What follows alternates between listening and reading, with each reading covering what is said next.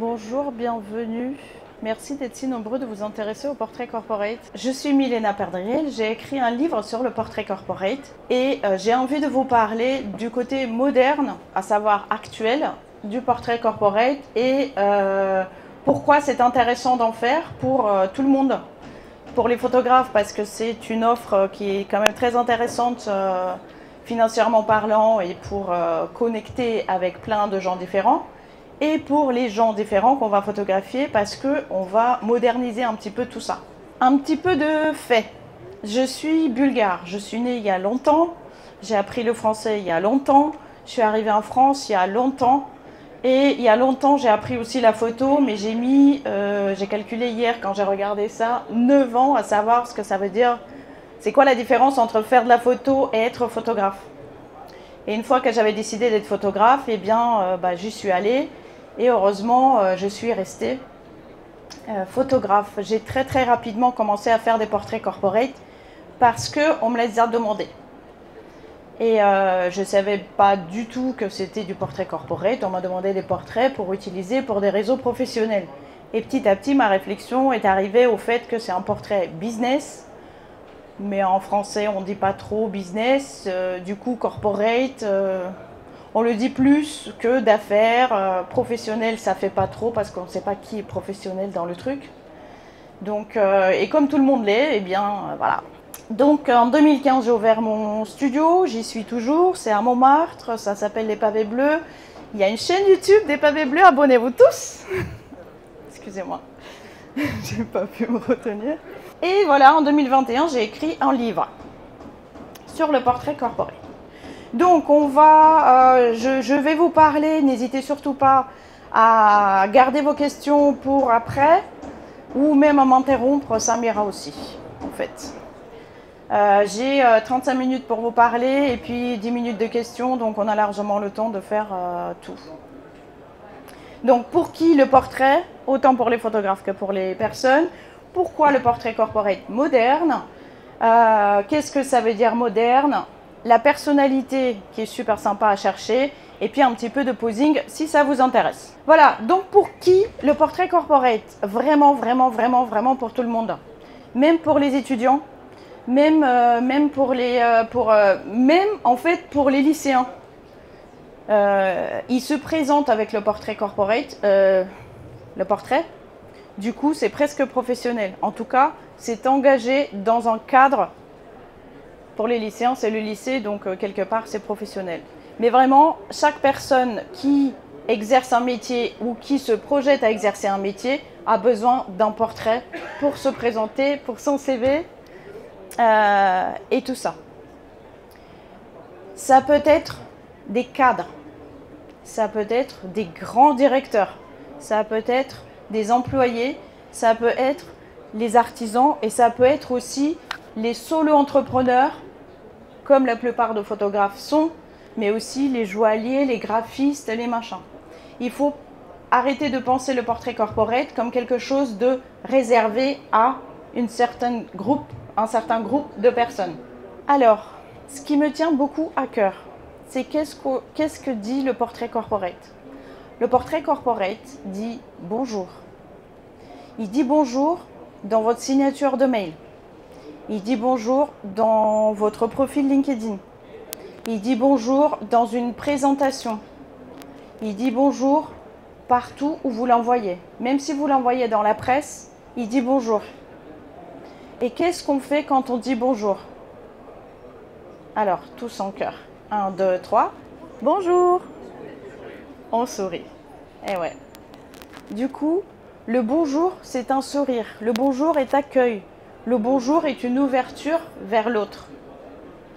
Et un portrait corporate, s'il ne sourit pas, il n'accueille pas. Et s'il n'accueille pas, pourquoi j'irai travailler avec cette personne qui ne m'accueille pas, qui presque me rejette dès le début?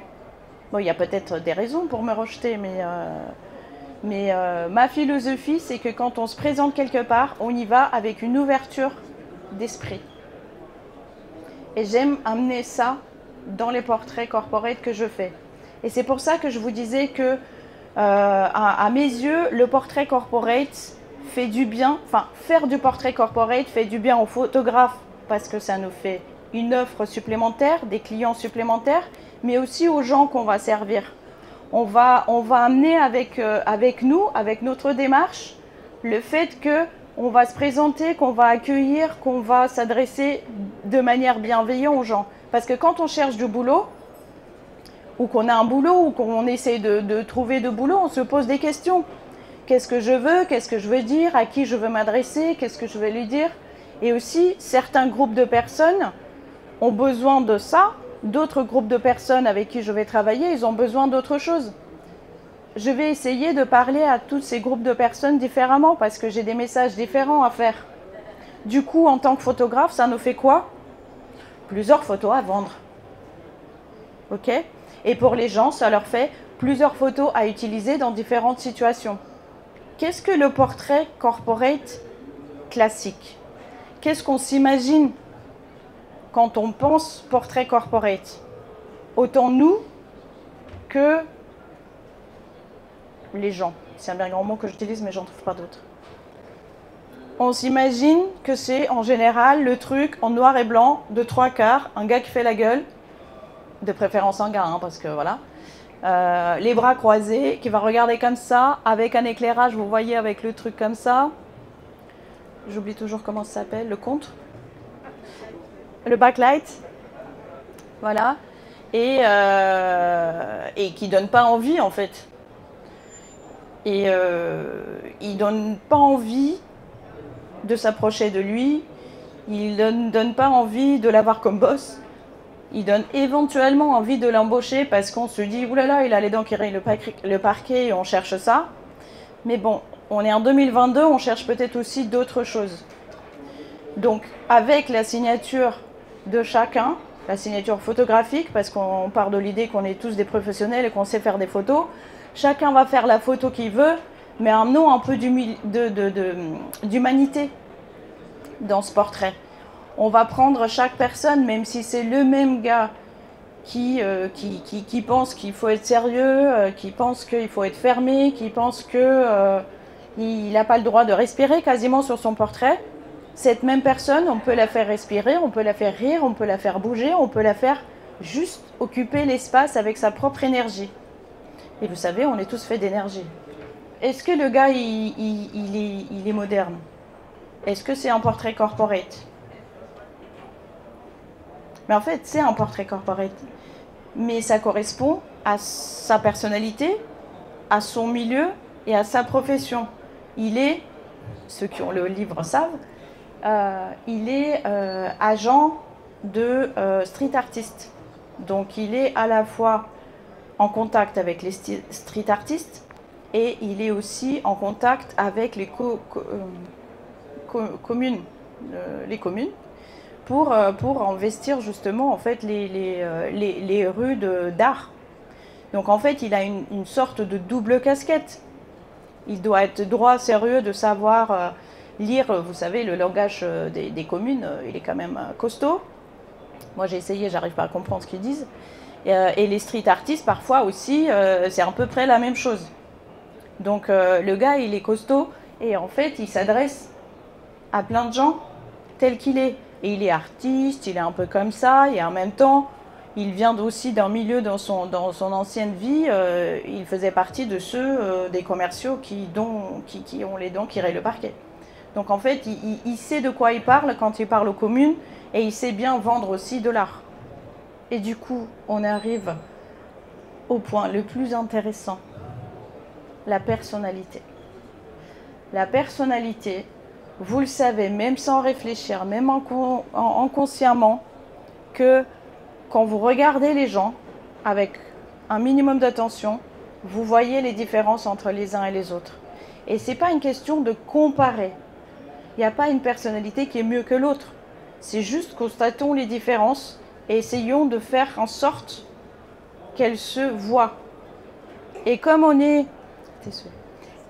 photographe, on travaille avec des humains et on essaye de sortir le meilleur, le plus beau, on va dire, de faire une belle image. On va faire une belle image avec le matériau qui est devant nous. Et le matériau qui est devant nous, c'est un être humain. Accueillons-le avec le sourire. Servons-le avec le sourire. Intéressons-nous à lui comme il le mérite. Et l'idée profonde que j'ai quand je fais des portraits, c'est que chacun mérite en fait. Chacun mérite l'attention, chacun mérite la bienveillance et chacun mérite qu'on sorte de lui le plus intéressant en lui. Et c'est ça qui fait que c'est beau. La beauté dans le sens un petit peu humaine, on va dire. C'est un beau geste, c'est une belle histoire, c'est un beau parcours. Toutes ces choses qui sont belles, elles peuvent se traduire dans une image. Et l'interprétation de cette image, elle est extrêmement personnelle. Moi avec mon style, Rachel avec son style, elle fait des super portraits corporate comme elle fait aussi du cabaret. C'est un truc de ouf. Elle est quoi? Bon, d'abord, elle est cool. On est d'accord. On le sent. Mais elle amène quoi comme énergie avec elle? D'après vous, elle fait quoi? Elle danse pas, elle chante pas, mais c'est dans cette idée-là. Non. Elle fait de l'événementiel dans les entreprises, dans lesquelles elle amène en fait du mouvement, du chant, de danse, etc.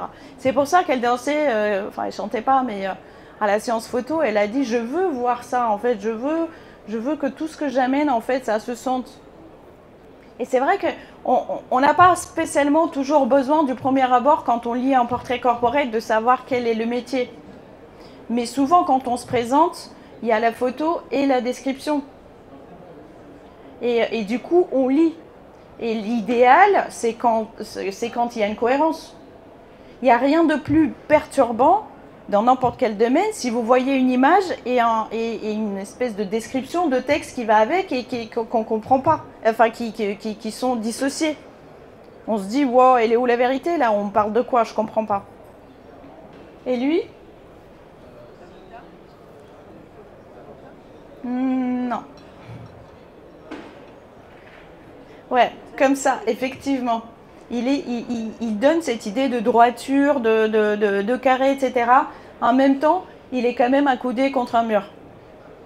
En fait, c'est l'ancien DG de Subway. Mais c'est en financier. Tu vois. J'ai parlé trop vite. Vous avez des questions? La question, c'est donc comment on aide, comment on accompagne les grands dirigeants à lâcher prise parce qu'ils sont beaucoup dans le contrôle quand on fait leur portrait. Eh bien, il n'y a pas que les grands dirigeants qui peuvent être dans le contrôle de leur image.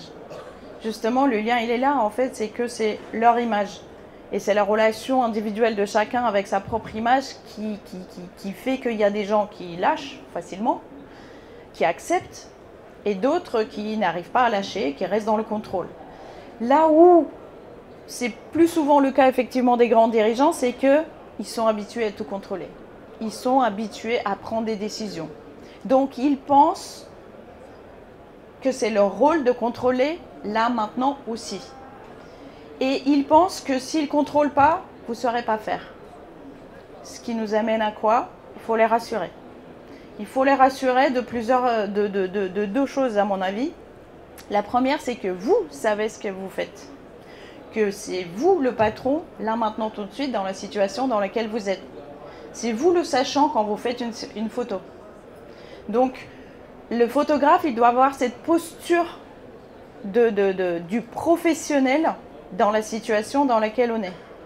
Dans la situation dans laquelle on est, c'est moi, j'ai l'appareil photo et je vous photographie. Donc vous n'êtes pas modèle. Donc on n'est pas dans une relation de deux professionnels. Quand vous prenez les décisions pour votre société, moi je ne peux que vous écouter parce que c'est vous le professionnel. Donc ça, il faut arriver à le transmettre. Mais avant de pouvoir le transmettre, il faut le vivre.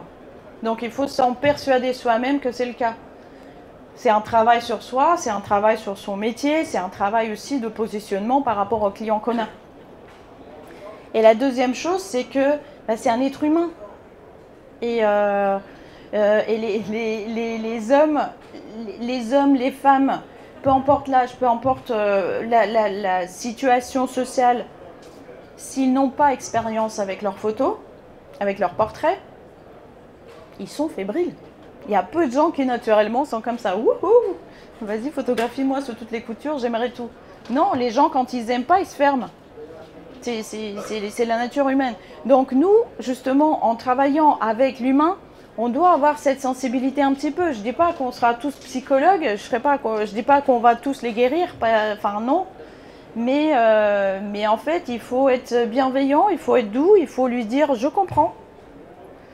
Et pour ça, qu'est-ce qu'il faut faire? Allez, un quiz. Ah, je fais gagner un livre à celui qui trouve ce qu'il faut faire.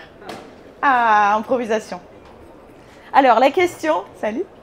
La question, c'est qu'est-ce que le photographe pourrait faire pour savoir comment faire pour rassurer les clients en face? Alors, comme j'entends pas, levez la main pour que... Vous avez des questions pour les faire parler de... C'est une bonne idée, mais c'est pas ça. C'était la même chose. Ah ben, c'est pas ça. Je lui demander là, un petit peu comment il se sent, qu'est-ce qu'il, voilà, comment il se sent là. On a plein de bonnes idées. Salut. On a plein de bonnes idées. Notez-les, mais c'est pas ça. Le photographe, qu'est-ce que le photographe lui-même peut faire? Se mettre à sa place. Et elle a gagné un livre. Ouais. Salut. C'est ça que tu voulais dire, lui aussi? Oui. Oui, oui, oui. Comment on peut dire à quelqu'un, croyez-moi, vous allez passer un super moment, et être crédible, si au fond de moi, je ne suis jamais passée devant un appareil photo, parce que j'ai la trouille, parce que je suis mal à l'aise? On ne peut pas faire ça. On peut pas, j'en suis pas persuadée, du coup je ne peux pas le transmettre en fait. Il faut que j'arrive à transmettre mes certitudes. Donc, photographe, s'il vous plaît, allez vous faire prendre en photo par des gens que vous allez choisir. Au mieux, par des gens que vous allez payer. Parce qu'il y a toute cette relation aussi d'engagement, aussi de choix. Qui je vais choisir, pourquoi je vais le choisir, à quel moment de ma vie je vais le choisir, comment je vais me préparer. Et même si ça ne vous plaît pas, demandez-vous en tant que professionnel, pourquoi ça ne m'a pas plu? Est-ce que quelque chose dans le parcours en fait de préparation m'a pas plu? Ou est-ce que quelque chose m'a manqué? Du coup, je ne vais pas faire ça à mes clients. Parce que moi, je veux que mes clients, eux, ils soient bien. Vous voyez ce que je veux dire? Et quand on... Je suis allée un peu loin par rapport à la question. Mais quand on a en face de nous quelqu'un qui prend le contrôle parce qu'il a peur, soyons relatifs, mais c'est à peu près ça, en fait, il faut réussir à le rassurer. Les gens, quand ils disent non, ils disent en général non, pas maintenant. Et donc, soit on arrive à l'accompagner parce que il y a un rendez-vous, hein, donc c'est maintenant. Soit, écoutez, il sera comme ça, hein, il sera fermé sur le portrait. On ne peut pas non plus forcer les gens à être heureux, bien, beaux, etc., etc. Mais on peut essayer de faire quelque chose. Et ça commence par soi. Ça a répondu à votre question? Comment je fais concrètement? Il y a une anecdote dans le livre en fait qui m'est arrivée. Je peux la jouer ici pour vous donner un exemple, mais qui m'a beaucoup touchée. Et c'était à peu près ça. J'ai été engagée par une agence, donc moi j'avais pas contact avec le client, et le client c'était le super DG d'une grande boîte. Bureau, place Vendôme et tout, tu vois. Et en fait, moi, j'avais lu un tout petit peu avant. Et cet homme-là, c'est un philanthrope, c'est un mécène, c'est une belle personne. Et moi, j'étais là, super, trop contente et tout. Et donc, on arrive, il a plu, je m'étais trompée de métro, j'étais trempée. Bref, j'étais pas dans les meilleures conditions moi-même. Mais j'installe mon studio et la photo qu'il fallait faire, c'était un fond blanc. Et la personne devait porter des lunettes vertes sans verre. Un truc d'agence de communication, pas très glamour, pas très créatif en soi, mais... Et il fallait que les personnes, parce que c'était une série de portraits, que les personnes, elles incarnent un mot. Et lui, c'était fierté. C'est lui qui avait choisi entre une panel de mots, il avait choisi fierté. On arrive, on s'installe, on a bien entendu 20 minutes, pas plus, et tout. Il arrive 5 minutes en retard. avec son manteau, bien entendu trempé, mais ça normal. Et il passe comme ça devant la petite salle dans laquelle on était installé, où il y avait un fond blanc, et il fait comme ça. Ah, c'est ici les foutants. Et il s'en va. Et il s'en va. Et moi j'étais là, oui, c'est ici. Bon, déjà, il me respecte pas trop. 5 minutes après ou 10 minutes après, il revient. Ah, elle est pas bien cette salle. Là-bas, il y a un arbre. Moi, je regarde la fille de l'agence et je lui dis, mais dis-lui en fait que le concept c'est un fond blanc. Donc on n'a pas trop le choix en fait. Donc elle lui dit, elle dit, ouais d'accord. Le chewing-gum, hein. Et pardon, je le fais pas très bien le chewing-gum. Et donc il fait ça et moi je suis là, mais mon Dieu, mais comment je vais y arriver? En plus il fait 1m90 ou 95 ou 2 mètres, je sais pas, mais en grand homme quoi. Et en plus déjà dans ma tête c'était un grand homme parce que Mécène, parce que Place Vendôme et tout ça, tu vois, j'étais un peu impressionnée et puis en même temps... Et je me dis, mais ça va pas le faire, qu'est-ce que je fais? Et en fait, déjà, j'avais pas de marche-pied. J'avais pas pensé, en fait, à demander, j'étais dans le rush, etc. J'avais pas de marche-pied. Du coup, j'étais obligée de les faire ça, tu vois. Je me disais, ça, comment je vais faire? Et en fait, le gars, il était, allez, on se dépêche. Et on lui donne les lunettes vertes qui n'avaient aucun sens. Et puis il dit, je fais quoi avec ça? Je sais pas, faites quelque chose. Et donc il les met comme ça sur son crâne un peu chaud pour cacher sa chevitude. Et il continue à mâcher. Et moi je suis désemparée. Et je sais qu'il me reste que 5 minutes. Et il faut que je fasse des photos. Et en fait,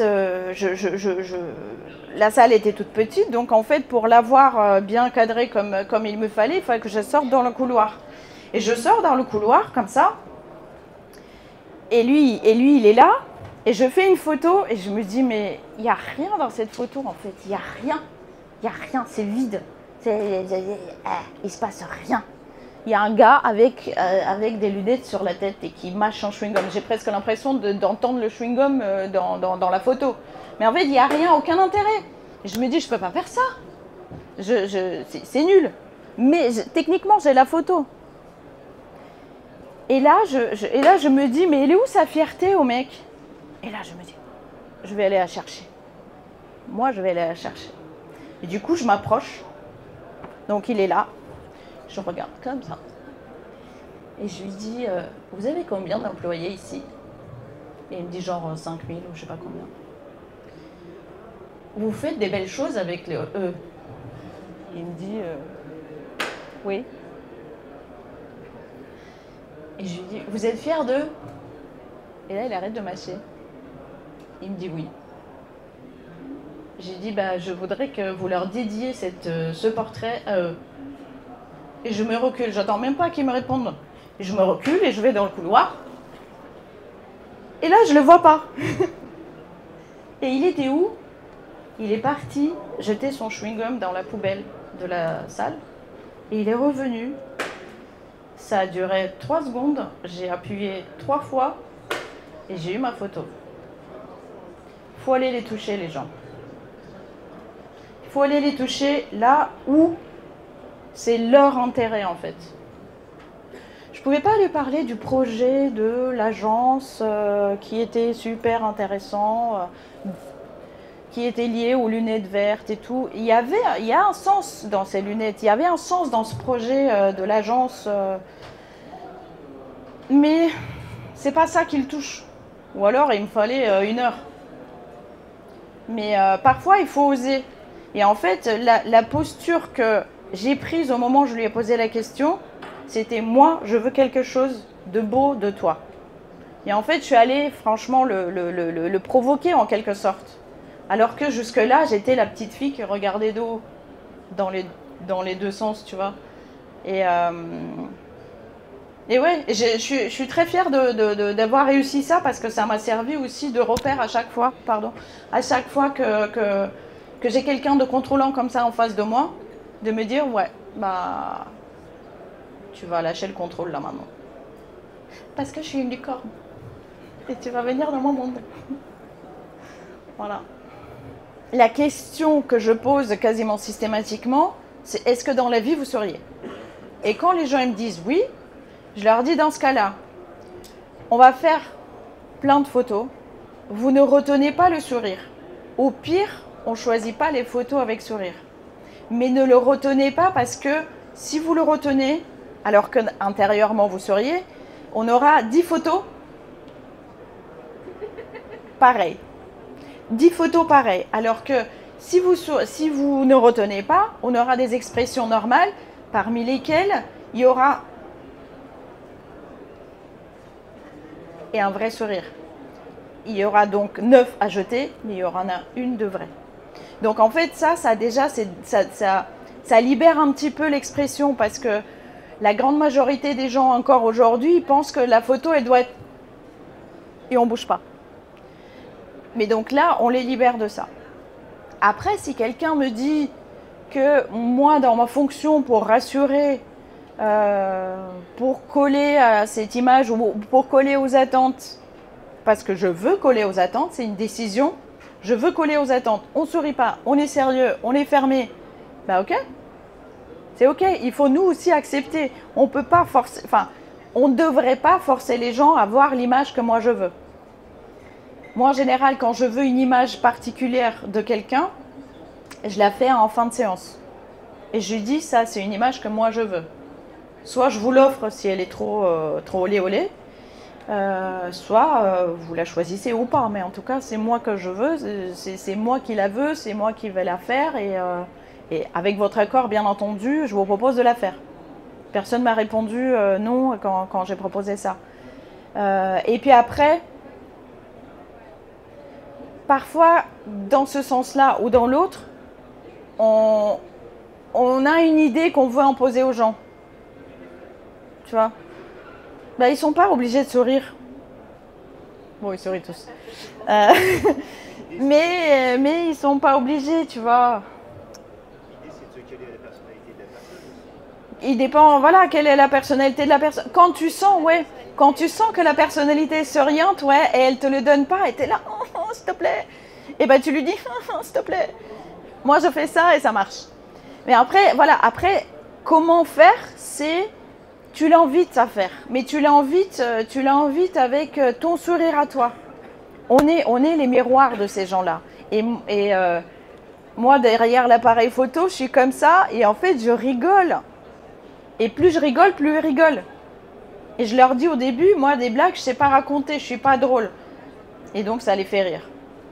Mais là, j'y suis pour rien. Mais c'est ça, en fait. Si moi, je ris, et il y a aussi un autre truc, c'est... Allez, on va le faire tous en cœur, ça me fait trop plaisir. Bonjour. Quand on dit bonjour, on sourit. Et il y a des séances dans lesquelles je peux dire bonjour 20 fois. Et 20 fois, ils vont me sourire. Certains, ils vont sourire qu'avec les yeux.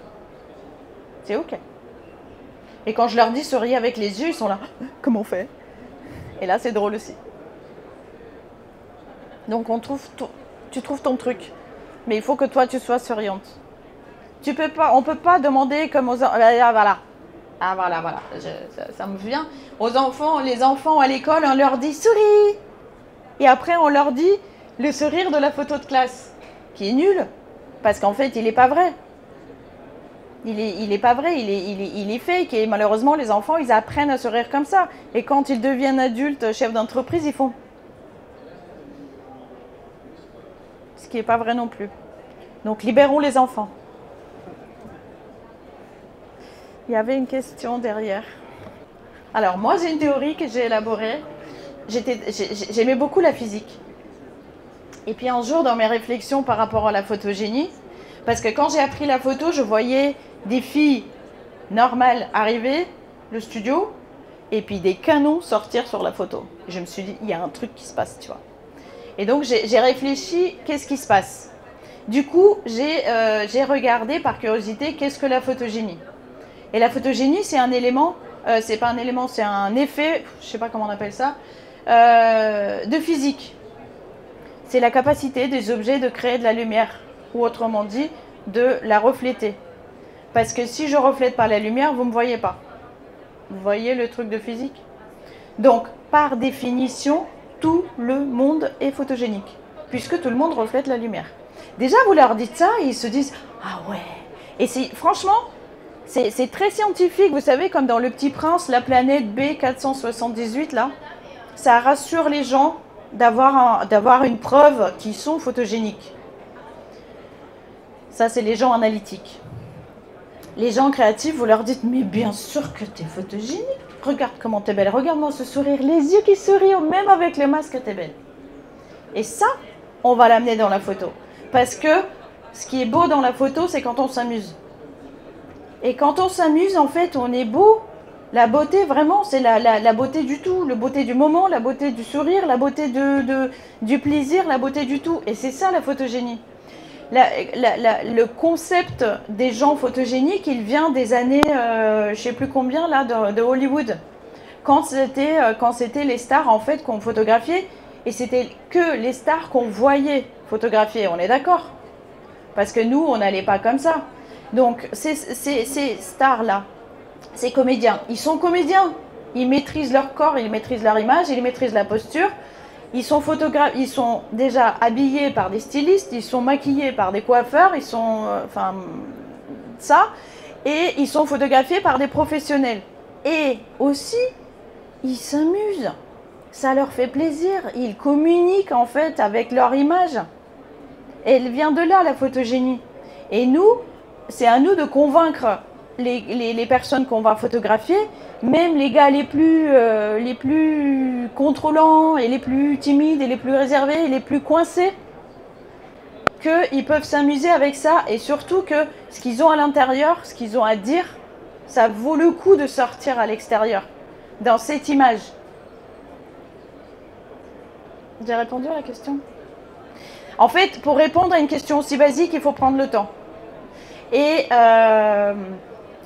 vous pouvez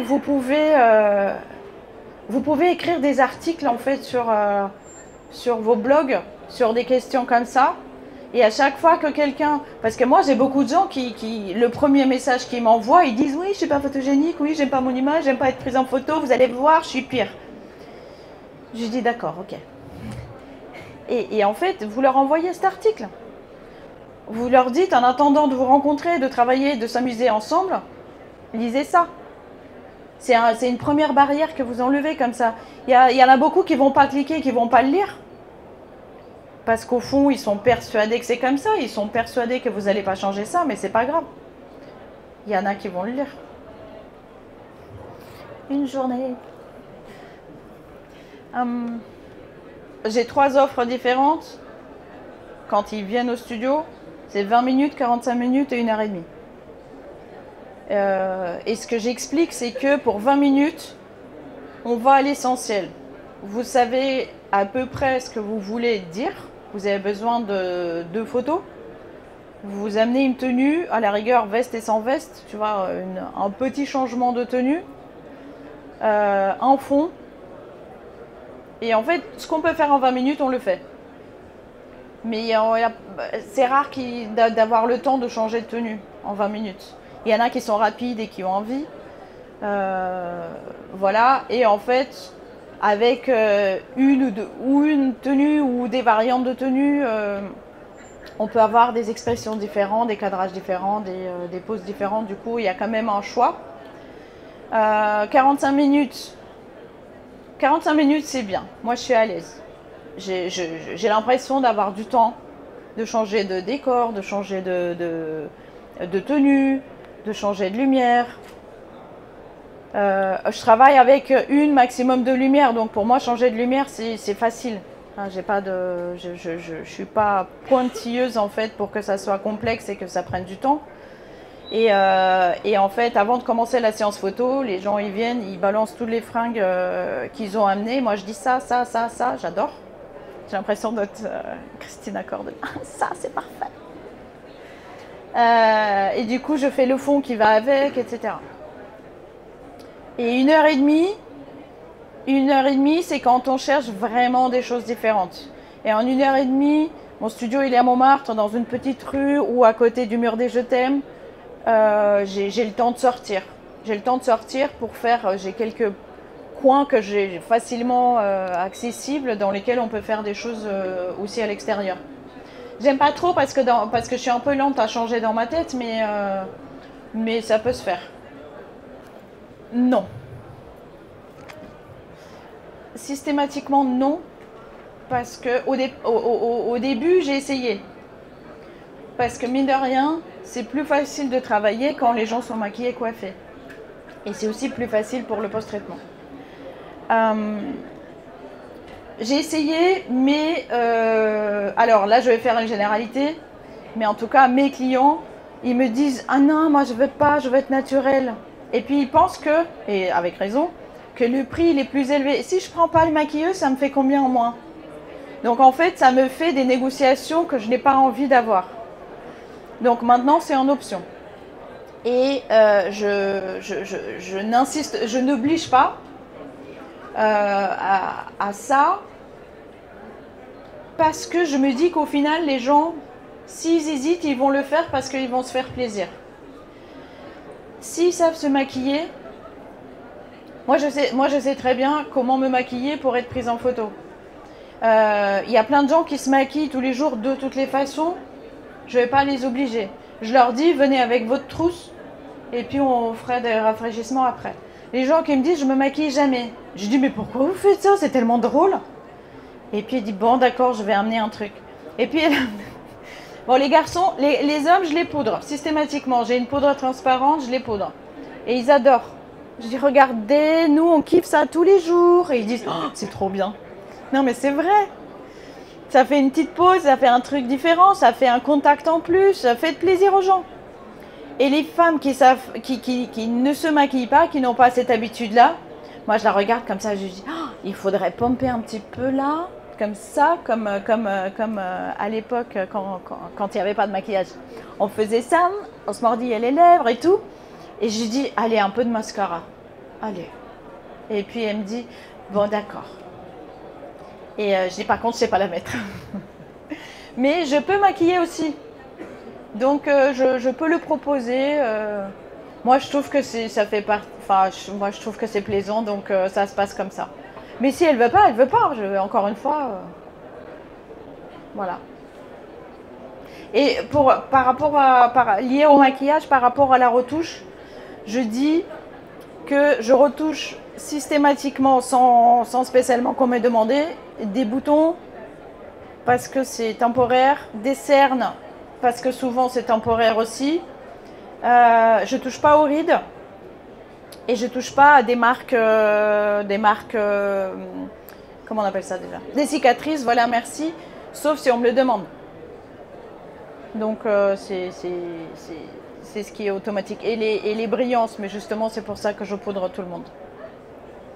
Alors, l'exploitation des images. Moi, j'ai décidé de me simplifier la vie. Et dans les portraits, dans les 3 offres de base que j'ai, les portraits, les photos sont livrées en fichier web. En fichier web qui est suffisamment grand pour être imprimé en carte de visite.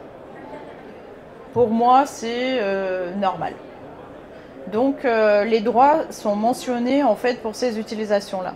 En fait, les droits sont mentionnés, il faut toujours mentionner les droits sur la facture en disant toute communication web du client sauf achat d'espace. Parce que l'achat d'espace web, c'est quand même de la publicité, donc ça rentre pas.